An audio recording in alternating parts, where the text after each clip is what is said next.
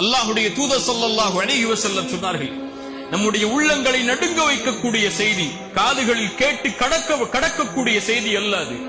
நாளை மறுமையில் அல்லாஹ்வின் சன்னிதானத்தில் இருந்து உங்களுடைய பாதங்களை நகட்டிவிட முடியாது இந்த கேள்விகளுக்கு பதில் சொல்லாமல். அல்லாஹ் 4 கேள்விகளை முன்வைப்பான். அந்த 4 கேள்விகளுக்கும் பதில் கூறாத வரை அல்லாஹ்வுடைய சன்னிதானத்தில் இருந்து உங்களுடைய பாதங்களை நகட்ட முடியாது. அல்லாஹ் கேட்பான் நாளை மறுமையில், அல்லாஹ் உனக்கு கொடுத்த இந்த வாழ்வை எப்படி கழித்தாய்? அல்லாஹ் கேட்பான் நாளை மறுமையில், அல்லாஹ் கொடுத்த கல்வியை எந்த அளவு செயல்படுத்தினாய்?